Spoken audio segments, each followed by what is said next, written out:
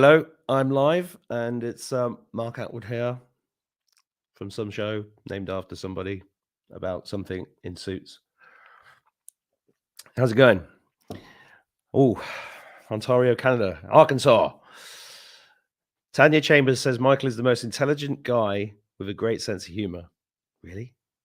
Well, he is pretty funny. He's a connoisseur of dad jokes, apart from being an esoteric genius. Anyway, before I bring him on, I just want you all to know, please go and watch this video. I put it on Rumble. It's with Noreen O'Shea, who I saw last week in a video that was going around where she went up to the Taoiseach of Ireland and said it to his face what a disgrace he is. Her spirit is indomitable and brilliant and inspiring to anybody around the world that wants to stand up against tyranny, because she will give you bravery just by listening to her. But I didn't want to put it on here, so go and watch it on YouTube. On Rumble as soon as you can. Thanks, Murray G. Great clearing work in Derbyshire. That was an amazing video with Gillian and Gillian England. And if you're on my Telegram channel, you'll have seen that we've set up, you know, the refresh, restore. I can't remember it now. Restore, refresh, re-energize. Right, that thing. Gillian and I were chatting last night, and I came up with a similar idea. Her idea was wouldn't it be good if we could get all the light workers that watch this channel together at the same time and do that restore, refresh, re-energize thing at the same time? So she came up with the idea of doing it on the 22nd of the 2nd at 2:22. So we've set up a live at 2 p.m. GMT, which is about 9 a.m. Eastern time. So that as many of us can come together and do that live. It'd be great if you could all put that in your diary and come along to that show. And also the idea that I had was that if you have seen that show, if we're going to talk about energy clearing in more depth on that show, apart from doing that hopefully global thing together, but then from there, it would be amazing if all of you that watch that go and find a local sacred site, if you've got any near you, and just look for these blockages, because I think they're everywhere. I think they've all been blocked. And if we all started unblocking it and getting all the ley lines cleared and pumping with 5D. And by the way, I was up on Carrickeel this morning, and the sun came out. It was absolutely gorgeous. It's this sacred megalithic site near here. And I went up there for a walk, and I put a picture of it up on Telegram. Again, if you're not on Telegram, get into the links below in the description. Some people have said they can't find links. Every video has a description of words beneath it. On YouTube, they shrunk it, and it goes here, blah, blah, blah, blah, blah, more. Click the more button. It's not so easy if you're watching on a TV, but if you are watching on a laptop or a phone, they're really, really easy to find. Just click more. All the links are always there. And the most important one, as I always say, is to get on my email list. But I was with somebody the other day who said, "Oh, when's this event happening in Ireland?" I said, "Well, the links are all in the description." Where are they? Come on, guys. Links in the description. If you don't understand it at all, just go to YouTube and type in, "How do I find a video description in YouTube?" And then you're teaching yourself. All of this channel is about teaching yourself to be able to do things for yourself. So please do that. Bordisha Donahue said, "Yeah, Michael went to his gig at the monastery yesterday." Yeah, so I'm going to bring Michael Feeley on. How's it going? Hello, good afternoon. It's very well, thank you. Thank you. So how was the gig at the monastery yesterday? It was absolutely wonderful. It really was, and I'm still very elated by it. When you talk about making memories, it's going to be up there with the best of them. It's a wonderful place. It was a wonderful day. I thoroughly enjoyed it. It just absolutely just went just like clockwork. It was just easy. Of course, staff there, Elaine and other people, were a solid foundation, which enabled it to happen. I'm extremely privileged and grateful to be able to have done the event there, and I'm sure there'll be more in the future. That's certainly the plan. Yeah, it's a wonderful, wonderful venue, and of course, you came and did Adventures in the Cosmic Suit live back in October or November. and that was brilliant as well. And I'm going back there in April, and I really wanted to come. I booked the flights to come. I've had a poorly boy, and that comes first, unfortunately, because can't Yeah, just pop over, pop in, and come out. I have to organise flights and all of that kind of stuff. But I'm glad that went well. you did. Your family would always come first, and I wouldn't expect anything else. So, I wouldn't expect you to sit there for the day when your child's not well. You need to be with your child. But as I say, it was a really good day. I'm privileged and honoured to be able to have done it, and I'm really pleased with how it went. It was very good. So the interesting times that we're living in get more and more interesting, don't they? They certainly do. And when you were talking just about unblocking the lines and blocking the ley lines, well, what you're saying really is the return of King Arthur, because that's what the return of King Arthur is. When we start unblocking the ley lines and we start removing these air bubbles or blockages in the sacred sites, and that really is the return of King Arthur when we release all of those arterial routes and unblock them, and then all the ancient monuments, which are spiritually designed buildings upon certain energetic centres, will do the rest, and they will become different parts of the orchestra, shall we say, in harmony.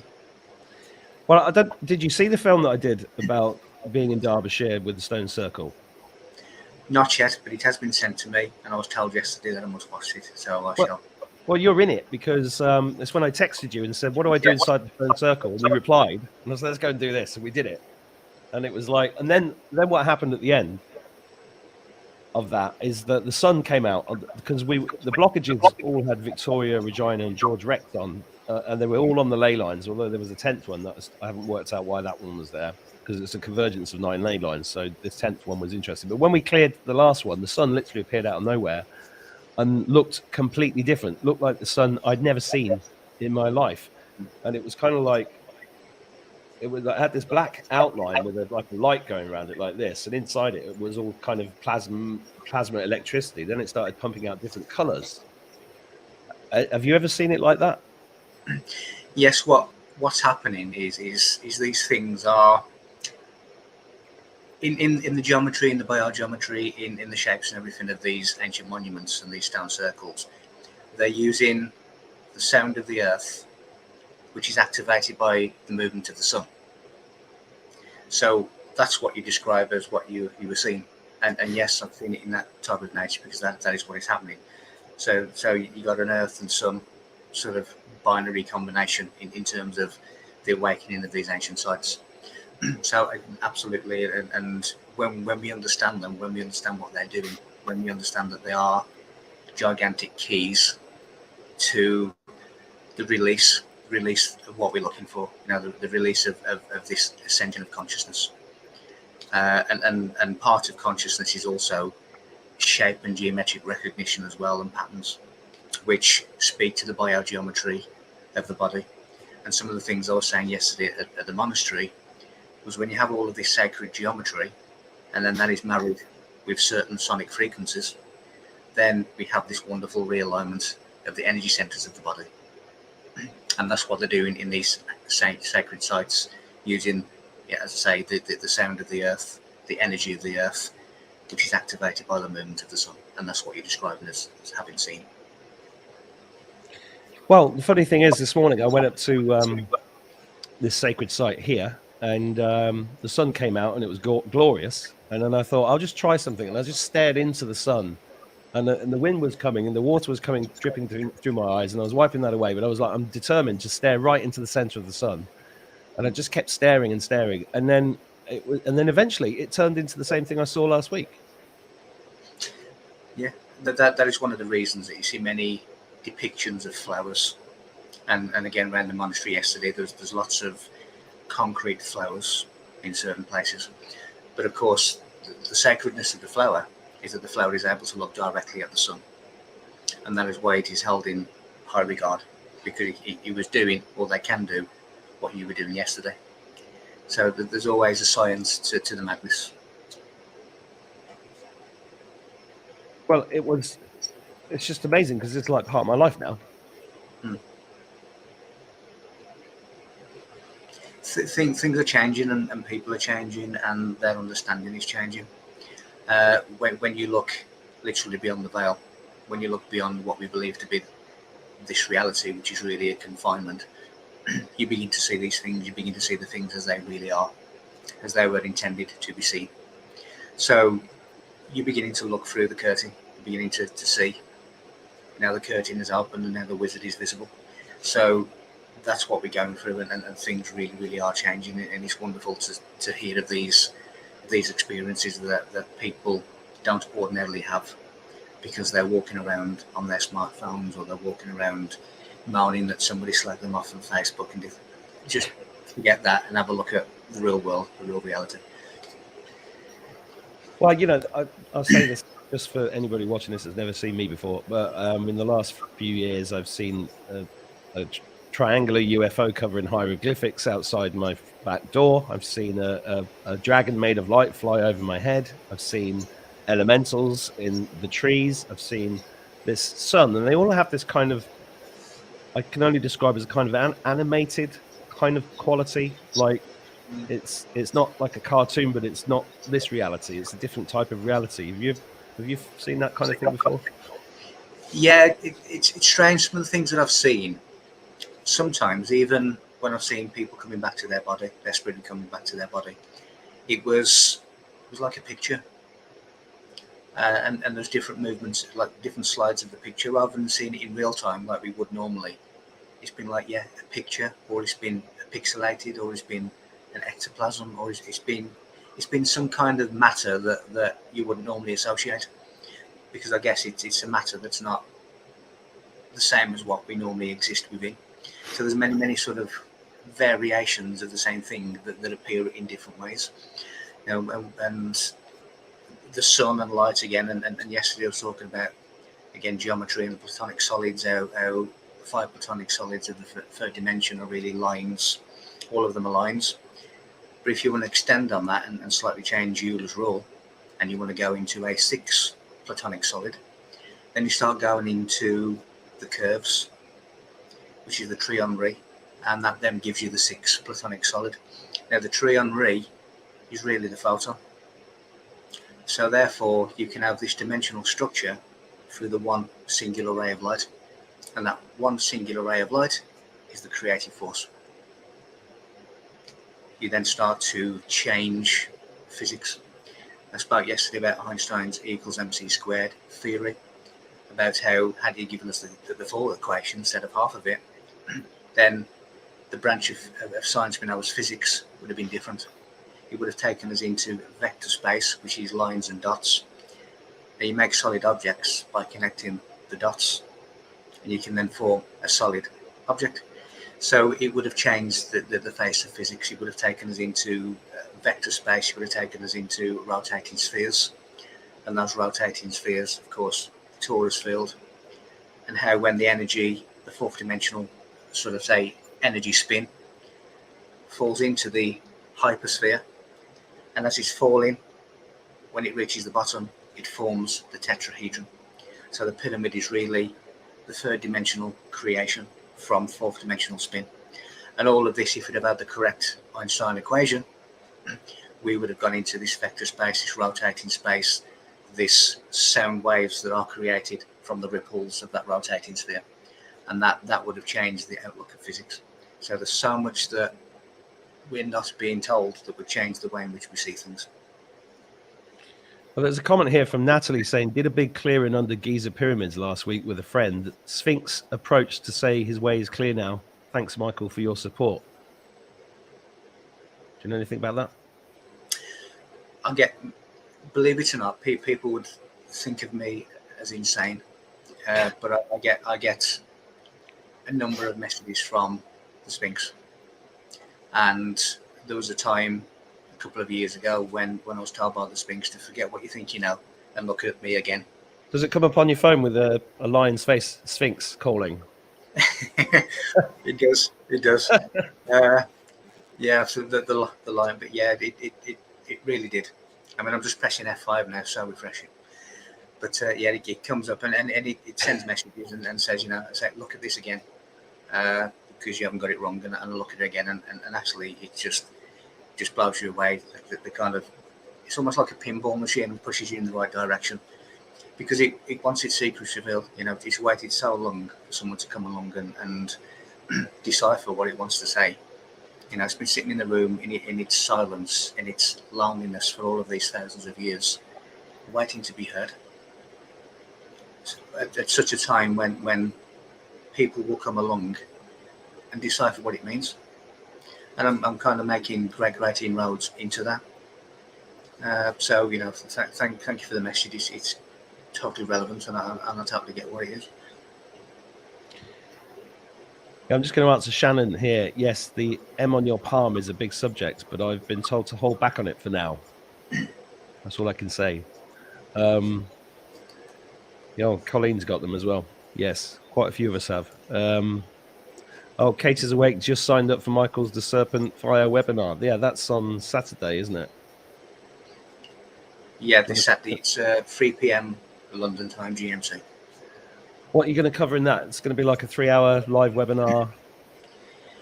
Yeah, there's going to be, again, seemingly lots and lots of different things. I'm going to cover the geometry. I'm going to cover the light. I'm going to cover codes that I found in the Rosetta Stone of Egypt. I'm going to show you my mathematical equation for the speed of reality, which then leads you into the mathematics and the sound octaves of the Great Pyramid, which I didn't know when I was coming up with the equation for the speed of reality. I'm going to cover, again, King Arthur. I'm going to cover the buildings, the realignments, the unblocking of the ley lines. We're going to go into secret codings. We're going to go into what a lot of these things mean, including the Sphinx of Egypt as well. So it's really going to be whatever subject that you are into, there's going to be something in the talk for you. And really at the end, as I always do, is tie it all together and say, I may have taken you all around the world and different planets of the solar system and all around the cosmos, but really all it's talking about is you and your path and how you get there and how you make that transition from the human condition to the human potential. And that's really what's going to be happening on Saturday. It'll be a 3-hour talk, but there'll be breaks on the hour, or close to the hour as we can, just so people can get their thoughts together and just have a quick leg stretch and then come back, because it does take a lot of concentration, because it's quick fire and there's a lot of information. So I think it's only fair to let people have a break as well during the talk. Well, there's a couple of things I want to mention. If you look, the title of this live is Knowledge is Power, right? I'm studying all the time. Even Michael's a student. He knows a lot, but he's still learning. We're always still learning, right? And I think the more knowledge we have, the more powerful we become, in our own lives, but also for the collective in terms of what's going on in the world right now. So we've made it pay whatever you can afford, so nobody misses out. You've got no reason. There's no reason for you not to come to this webinar, is what I'm saying. And we'll record it as well, and so you'll be able to watch it again and again, because I'm sure whenever Michael, I have to watch, every time I interview Michael, I have to go back and watch the videos at least twice. I love repeat customers. I'm just looking at the comments. Yeah, the M on the hands is, yes, I've got them, but I have advisors, and I get steered by my own intuition and by advice from people I trust. Let's put it that way. So it's all about timing. Everything's about divine timing, and a lot of these things are coming up in the consciousness at the moment, like the way they have been drip UFOs over the last 5 years, and then suddenly 4 get shot down in a week. 4 UFOs shot down. Michael, what's going on? I know what's going on, but what do you think is going on? Well, time will tell. There's been this build-up, really, in terms of this disclosure and this push for disclosure and all and different things. And I do think we're on the cusp of some kind of disclosure. But government disclosure is never good disclosure. And yet you see what you have is the push from a lot of UFO community saying we want this, we want our government to tell us that these things exist, because we don't really believe that they do. Because if you do believe and you know that they exist, you don't need a government to tell you that they exist. There's departments called above government that have been dealing with entities not of this world for a long, long time. And they've entered into certain contracts with them, certain deals with them, certain things with them. So if a government discloses them to you, it is not the ones that you wish to have dinner with. So disregard it and just know that these things exist. Just know that some are against us, some don't care, they're in the middle, and some are for us, because that is the nature of the universe. You have positive, negative, and the neutral principle that connects them both. So I think just be very, very careful as to what you believe when the government say we have friends, that because it's always been on the cards. And I think sometimes when they get totally desperate, then it is one of the tools in their toolbox. Well, Project Bluebeam has been around for a long time. I've been reading about that for years. Eric von Braun, who was the Operation Paperclip Nazi German head of NASA for many, many years. He said on his deathbed that the next thing will be a fake alien invasion. So I've been kind of expecting it for years. They've got holographic technology beyond belief. So it's just interesting to see how it plays. Everybody watching this should just chill out, because don't forget you're an eternal spirit. That's the key to all of this, because there are people out there who are going to be freaking out. But what's cracked me up about social media has just been tons of jokes and memes about it all, going, oh fuck, another load of bollocks from the government. It's that kind of thing. But it's how they do it with such straight faces that cracks me up. And the other thing that cracks me up about this is, right, there's a few points. Anybody that thinks this UFO thing's real, think about it like this. The resident, Joe Biden, has never once in his term in office mentioned something that Donald Trump set up, which is Space Force. He's never once mentioned it. You'd think a whole new military department would be mentioned once by the president, but no, never been mentioned once. That's the first thing. The second thing is, do you really think that extraterrestrials could be taken out by what is essentially a tractor? An F-22 with a missile it's like a tractor taking out a Lamborghini. It's just nonsense. If they can be taken out that easily, then why are we worrying anyway? It's clearly the build-up to something. Mm-hmm. And I saw some of the news today, and even the headlines were unidentified flying object shot down. Now everybody sees that and thinks UFO, because that's unidentified flying object. But it's just an object that they're not identifying for us until it suits them to do. Obviously, Space Force is just not important. It's not important at all. That's why he's not mentioned it. No, I don't think that's true, Michael. I think Space Force is very important. That's not Joe Biden is not the president. That's an actor or many actors. I think Space Force is extremely important, and that's why he's never mentioned it. Yes, I think it's just my sarcasm coming out, really. In terms of, I should be used to that by now. It's not important. It's not important. The defense of the planet in space is just not important. So, yeah, the problem that they have, they know that they will take a lot of people with them in terms of just say anything and people will believe us. They just will. They just do. But then they'll always be the ones that within seconds, it's all around the world saying this is a hoax, this is fake. So word gets around much quicker than it used to. In the olden days, the BBC and whatever could put out a story, and you wouldn't get anywhere else. You wouldn't get an alternative to that story. But now, literally within milliseconds, it's across the world in terms of what it may be, and digging archives up about Project Bluebeam and Sergei Monast and all of these things from 15, 20 years ago, and saying, look, this was planned then. This is how they're doing it. This is how they can do it. So really, within seconds, you have an answer, or at least an alternative point of view, and that is something that can be used. Their system can be used against them. Positive extraterrestrials, if we were to call them that, do not speak to governments, because they do not recognise them as representative of the people of Earth. So positive extraterrestrials do not speak to government. The negative ones do. Well, one tried. Don't. One tried. I'm just looking for the book. I've temporarily forgotten his name. The Stranger in the Pentagon. Why The have I name forgotten that his name? Why have I forgotten it? Valiant Thor.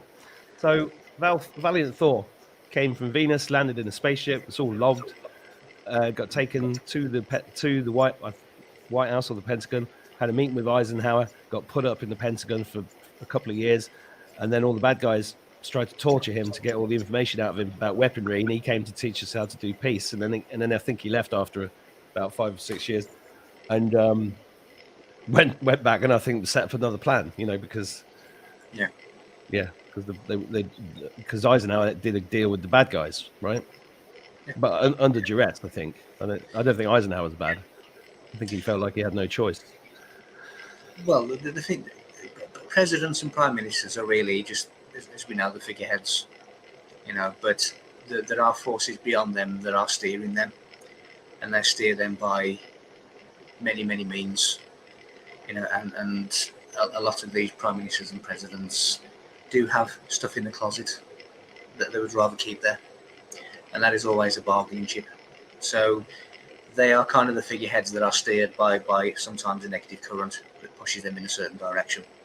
If the government discloses something, then be wary.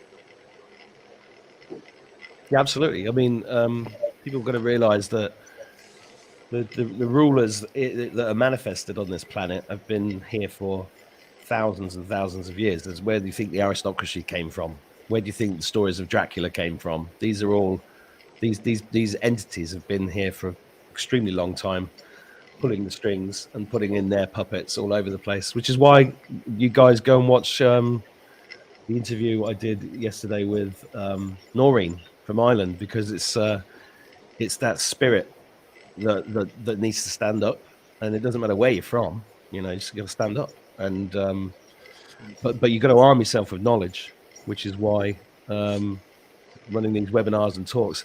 And what's really good, because you is that the first live talk apart from the one you did with me? Because you were locked down, you had loads of talks lined up, and you all got cancelled in 2020, 21. Yeah, I've got pretty much 12 months worth set out, really, in different things, and then I had to go back to the internet because everything was cancelled. So the first live talk I've done in about 2 years was the one in November, and I've done a few smaller ones since November, and yesterday was fantastic. I really enjoyed it. And then there's some more that I've got planned. I'll go to Glastonbury in a couple of weeks, and then I go to Stonehenge. There's a group coming from America doing a group tour, and the organisers asked me to go and do a talk at Stonehenge for them and different things. So there's more and more now starting to come back into the live arena. I have to say, the 6th of November, your event is what's giving me the bug and the inspiration to come back into doing it, because it's lovely to do it on the internet, because you can reach so many people. You have a limitless wall. But when you do something live, you have that personal interaction with people, and you get to speak to people, and you get to answer the questions face to face, and that really is inspiring to be able to do that. So I have done a few since, and there's some more now lined up. Right. There's other things coming as well that I won't disclose yet, but it's looking good. Yeah, and I'd say to everybody, if you can get to live events, go to them, because it's a totally different kettle of fish. The internet's brilliant, but as you say, there's nothing beats pressing the flesh, fleshing the press. Both of those things. Yeah. I'm just reading the comments here. Yeah, JFK. I've got some interesting stuff on JFK now, and I'm using the rods for everything now, Michael. So yes or no? I've found, thanks to Ian and Douglas, I have found my tool, which I love. Did you do a decode of the monastery while you were there? Yes, but basically we kind of went round. How we planned out was a presentation, 2-hour presentation. Then we split the room into two, group 1 and group 2. So as group 1 were having lunch, group 2 were walking around with me, and then we swapped over, and then we went outside and went inside. There's just so much in there to decode, and you could literally spend a long time if you were to look at every single thing that's there. I was saying yesterday, every time you see a statue, you have to look at the height, the width, the length, where it's pointing, what's in its hand, because it tells you the system that you need to decipher it. When it's pointing, it tells you where the secret starts. You have lots of the Templar statues who have the left knee forward, which is basically the spiritual path, because your knee takes you the direction you want to go in. There's just so much in there, but the overall theme, yes, it's a secret Templar meeting place. And the Templars are connected to St Francis of Assisi, connected to the St Clair family, which is connected to Roslin Chapel. And I pointed some things out yesterday, such as the beehive, such as the fleur-de-lis, and different things that connect the places. And on the presentation also went into the Cumberland Cave Scrolls, the Dead Sea Scrolls, and where they're hidden in Roslin Chapel. So there's so much in there to actually decode, but the overall theme, yes. But I could literally spend a long time there if you look at every single individual thing, which all leads to the same place in any case. And where's that? Thyself. Well, I knew you were going to say that. So you see, everything has been written to make the transition from what we are to what we could be. And many people are stuck in the what we are, because that's all they believe exists, what we are now. They're completely missing the fact that we have so much potential and what we can move into, because we are in effect fragments of the creative force. So therefore we are in everything, we are everything, and we are everywhere, and we are nowhere. But if you are stuck in I am a physical vessel, all I do is work and pay tax. I vote every 4 years because I think that changes things. And I don't believe in anything because Brian Cox on the BBC tells me it doesn't exist. People are stuck in what they are now, and they never become what they can be. So all of these things, all of these parables, all of these monuments, all of these holy writs are telling us what we can be and how to get there. And they're doing that often in a secret way, through statues, through buildings, through writings that are 7 levels deep, through all of these things that people don't normally dig deep enough to ever come across. And that one is to protect it, and it is written for future generations to decipher it. But really, it is about what you can become, which is what the Christ is. And the figure Christ that we see is an example of what we can be if we move away and transition from what we are. And that's pretty much the whole of the blueprint of the mystical world. Yeah, I think the issue is that because people are attached to their identity, their ego, their 3D, the matter and material, all this kind of satanic world stuff, that transition is proving to be quite a process, isn't it? It is. It's a process really for everyone. No matter where you started from or no matter what you know. As you said, 10 minutes ago, we are all students. The more you think you know, the more you realise you actually don't know much. But with each day, if you can know a little bit more than the previous day, then you're moving in the right direction. And just face it, you can't know everything. We're not meant to know everything. Satan really is the lord of matter, so anything that is materialistic is satanic consciousness, because that's what Satan is. And the way in which the system moves people further and further and further and further into matter takes them further and further and further into satanic consciousness, because that's what it is. So we need to reverse that and get ourselves out of it and become more the lord of spirit. But we are enhanced along the way by the resistance created by matter. But we all have this wonderful potential. We're all learning, we're all students, we're all babies on milk. Eventually, we may be given solids, which is the knowledge, but we are babies on milk, and we just go along every day, and we try and learn, we try and make sense of what's before us. There is a secret language of this world that very few people speak, and that is codes, symbols, and enigmas. And when you begin to speak that language, then you see a completely different world. And that really is, and these kind of things are written in Manchester Monastery, they're written in the pyramids, they're written in Stonehenges. They are written there for us to find, to make the transition from what we are to what we can become. And that really is, in a nutshell, what has been left as a legacy for us to follow. Yeah, it's like one of those children's games. You have to go and find the things hidden in the garden. And then you get distracted by the honey, the bees, and the dogs, and the cats, and the toys, and then oh no, I was looking for something, I've forgotten. You do, but all of these distractions are thrown in so that we forget what we're looking for, or we go in a different direction, or we're given, that they realise that the masses won't get it, but then there'll be fragments of people who do. So we'll give them this half truth, and then they will follow that as a gospel. And then you deal with them, and then the same for somebody else, and the same for the UFO community, and you give them all of these things to occupy their time, so that they never really get to the crux of the truth. But if you can maintain your focus, and you can maintain, thank you, dog, thank you, cat, thank you, Robin, but I'm following the treasure. I'm looking for the gift. Those who are misinterpreting these ancient sites, these sacred writings, are stealing from you. They are stealing from the people of the world, whose rightful inheritance it is to have this knowledge, because it makes a difference to their reality, to their world. And thou shalt not steal. The ones who are misinterpreting or keeping this knowledge from you are the ones stealing from you. And there's certain people that are trying to bring it back in to the world so that people can see an alternative language. Now, the whole word of blaspheme, to blaspheme, just means to uproot in Hebrew. Now, where does that stem from? Well, when you look at a tree, which again has many, many sacred meanings, but the roots of a tree symbolize hidden knowledge because it's underground, you can't see it.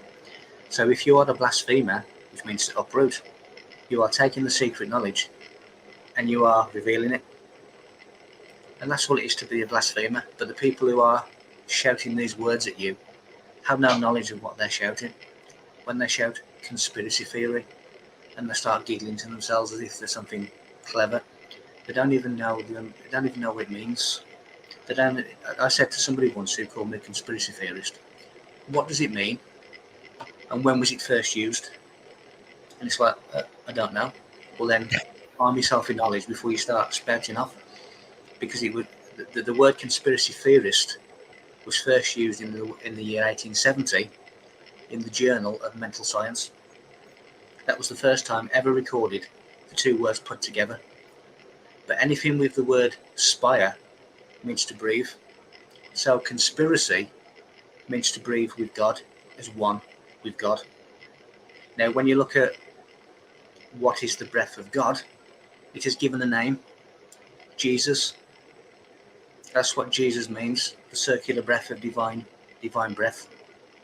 That is a conspiracy theorist. Does this relate to the rising of the chrism oil? It's part of the circuit. Because the motion of the Creator is the circle and the cycle, which is what we see in nature every day. We see the presence of the Creator in what we see in every day. When night turns to day, when winter turns to spring, it is the cyclic nature of the Creator. So everything is in the cycle unless we break that cycle. So that the chrism oil, which again we went into about, the 2.5 days in the manger, then goes to the 2 for 3 days. But you have the breath of God, which is called Yahweh in Hebrew, or Jesus in Christianity. And when you unify all of these circuits within the body, you become the Christified being, and that's what it means to be a Christian. So it is part of the same kind of thing, but Jesus is the breath of God, and it is the breath of God that impregnates Mary, which is the virgin birth of Jesus. 444 people watching right now. I like it. I like it. No, it's really, and that 2.5 days in the manger. That's when the moon comes into your birthday each month, right? In your when the moon moves into your sun sign, Yeah. then at the time and the date of your birth, then that's when it triggers that 2.5 days. And while it's in the manger, it's getting the solar and lunar charge, and then it moves up to the 2. And the certain regions of the brain that are backed up by Gray's Medical Dictionary as being actual names. So when the Bible talks about between the olive and the pyramid, it's regions of the brain. When the Bible talks about the Mount of Olives being split in 2 from east to west, you're talking about parts of the brain where the olivary tracts are split in 2, one on the east, one on the west, and it's split into 2. So it's talking about the consciousness of the mind, is what it's talking about. And these things are happening within us, within Golgotha, within the tomb. Again, I was talking yesterday about when the child is born, you have a sutura at the top of the skull, which closes in adults. But that sutura is symbolized when you have a window in a church roof or a temple roof, because it allows the light to come into the temple. And when you look at the Sphinx of Egypt, it has a hole in its head. When you look at the skull cap of the Pope, when you look at the way in which monks shave their hair, so it's just a circle, it is known as the dormer, which is the window of the skull, which is where how light enters the temple. So we have everything that we could possibly need to make the transition, but there's certain things that we do miss to activate them. You know, if I was to give you a new phone or a new computer or something that you've never seen before, you have to learn how to activate it, how to switch it on, what wires go where, and different things. And that is the same for the processes of the body. Once we are aware of them, once we're aware how to activate them and flick the switch, then we make that transition. I just recorded an amazing video this afternoon with a woman called Anna, who we just talked about this whole thing, and she's kind of overlaid it with a map of Ireland and all sorts of other things, because everything keeps coming back to Ireland at the moment. It's really fascinating. Like, you have to watch the video and see. I'm going to have to do it in 2 parts because we ran out of time. But you guys watching, I'm going to put that up later today. I'm also going to talk later today with another friend of mine from Birmingham called Mike Shinson. I don't know if you've ever met Michael.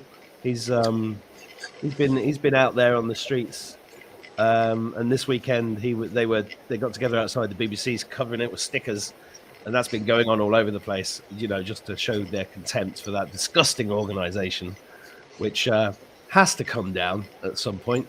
Would you agree? Yeah, it's fair to say that there are also other disgusting institutions that are available.